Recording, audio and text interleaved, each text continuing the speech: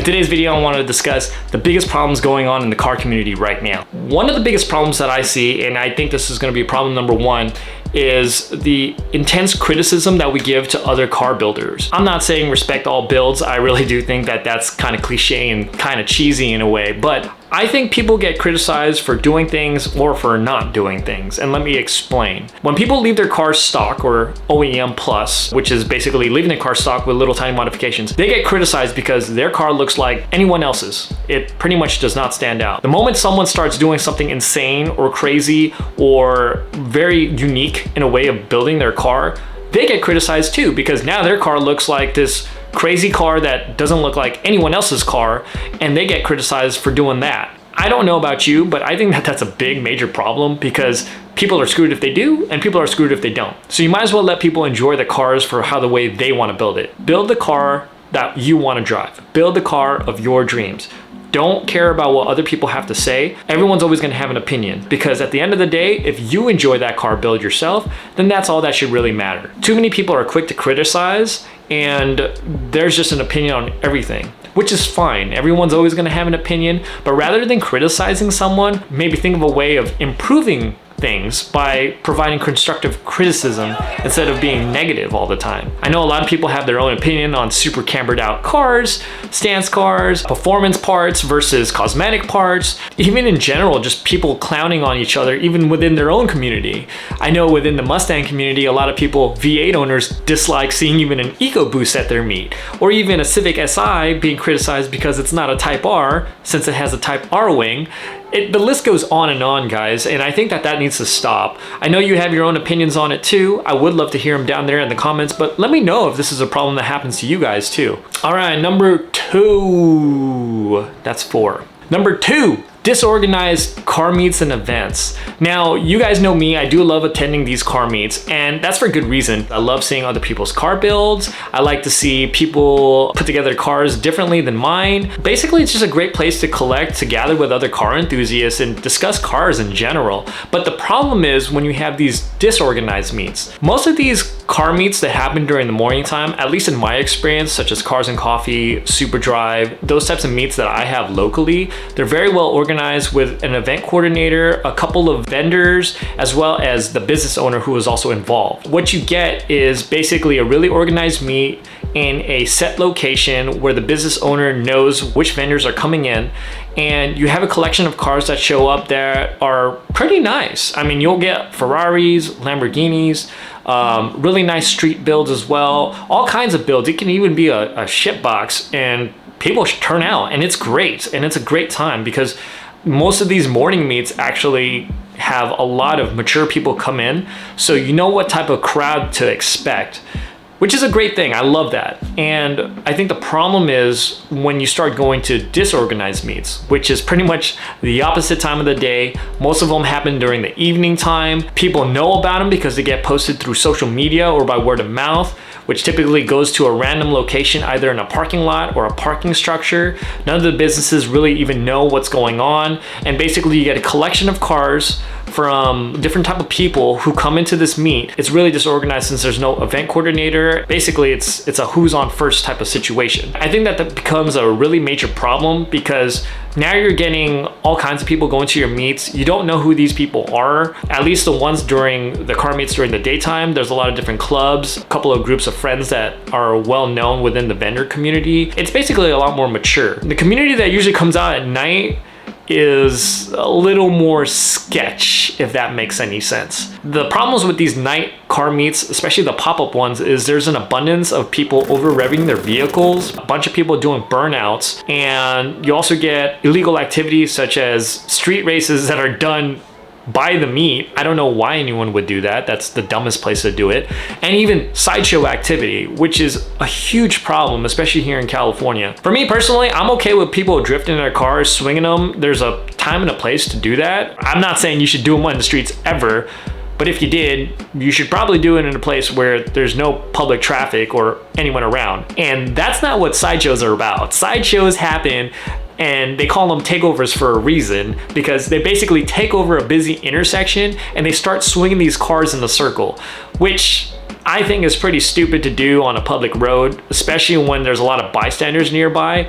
And this isn't like an organized drift event, people standing behind barricades and stuff. No, these takeovers have people pretty much being the barricade. There's a multitude of videos online of people getting smacked and hit. There was an event that happened here locally in Sacramento last year where there was about more than 700 cars that turned out at a pop-up event, which was coincidentally at night. And there was a guy who pretty much got smacked and sent to the ICU to UC Davis because he got hit during one of these sideshow illegal events. I think that's a big problem within the car community because it puts a stigma on top of our heads that we're basically a bunch of hooligans, which is not true. A couple of bad apples pretty much spoiled the batch.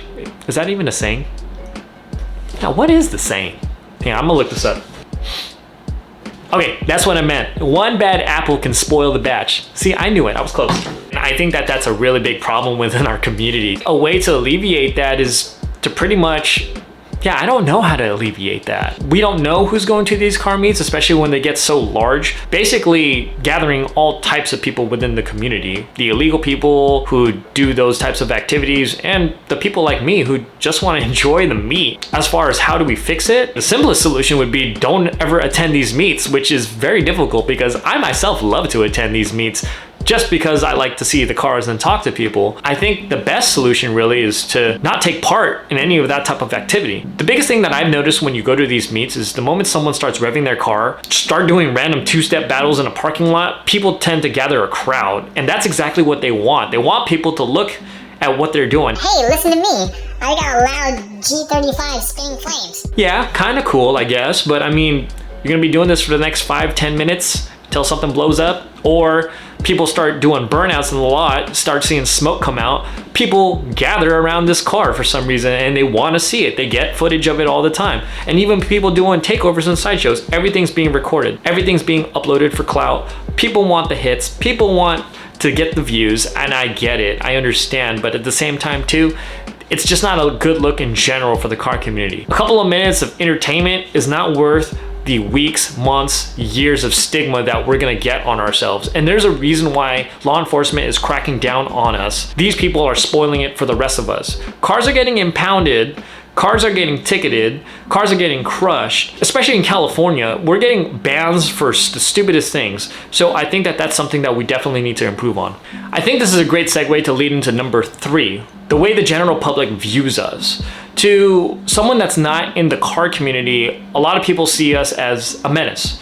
We love fast cars, we love loud cars, we love doing hoonigan stuff at the right time. I think that that's a major problem, and I think that needs to be addressed. Instead of us complaining about what's happening, I think what we should instead do is give back to the community. The moment we can make people think differently about us, I think is going to be the turning point in making our community better. The last car meet that we did was a local event for kids during Christmas time, and it was basically a toy drive donation. It was a beautiful event. There was a lot of toys. It was a lot of fun, and it went to a good cause. It's just a great look for our community. I think people will respect us more in our passion for our cars, and I think it'll just bring a better general overview in the types of things that we do for our community. Unfortunately, a lot of the spotlight within our community is negative. Whenever people talk about our community, it's always about illegal activities, whether it be street racing, sideshows. It's just not a good look for us right now. And I think the way for us to turn that around is to give back, whether that be a charitable drive event or a car meet or anything along those lines. I think that would be a great first step in changing the way people see us. If you have any ideas on how to do that, please leave them down in the comments. I'd be really curious to know how you guys would like to approach that as well, because I'm sure you can agree that a lot of the heat that we get is usually from the illegal stuff that happens in our community, which basically affects us as a whole. Let's hear it down there in the comments. I do want to discuss one extra or one additional problem, so I'm going to break the rules. This is going to be number 4. As car enthusiasts, we're quite finicky, especially when it comes to new cars. People within our car community criticize. As an example, people were complaining that the Supra was being built with BMW. The NSX was too expensive and it was a hybrid. The 86 and BRZ aren't turboed. The C8 isn't offered in a stick shift. God, we're just a bunch of complainers, aren't we? These are all problems and fair criticisms. I'm not saying that constructive criticism shouldn't exist. Accurate Integra. But I'd rather have a car that's here than not here. People in the car community would have complained if the car never existed. And now that the car does exist, people are still complaining about it even now. So if you're a car manufacturer, what are you supposed to do? There are people who are doing it right. Nissan is coming out with a new Z car that's stick shift, that's turbo, has more power, is a coupe. Basically everything a car enthusiast would want. That's great. But when it comes to other car manufacturers, I think that they're getting too much heat for what they're doing. At the end of the day, we have to remember that car manufacturers are doing this as a business. Yes, it would be a pro as well if they made a car that we love and we like, but at the end of the day, if it's not making them money, they're not gonna make it. So of course, we're not always gonna get the cars that we truly want, and if we do, there's always gonna be compromises. But I think that we need to be grateful for the cars that are actually coming out. The flip side to that is not getting any at all. And I would much rather have a car to criticize or to actually enjoy rather than not have a car at all. So that's pretty much it, guys. Those are my thoughts on the current problems within the car community. I know that I did list a couple out there, but I do want to know your thoughts and your opinions on everything I've discussed. Am I wrong? Am I right? What would you do differently? Leave them down there in the comments. At the end of the day, it's your car build, and we're just another cog within the machine of the car community. Whether you enjoy doing performance mods or aesthetically appealing cosmetic mods, or even just enjoying the drive. At the end of the day, we're all car folk and we all love the same thing, cars. And that's what helps unify us. But that's pretty much it, guys. That's all I got to talk about. If you like this type of content, hit that like button. If you want to hit subscribe, I'd greatly appreciate it as well, guys. If you like what you see, feel free to follow me. Anyways, that's pretty much it, guys. I hope you guys have a great rest of your day. Remember, respect your elders. Peace.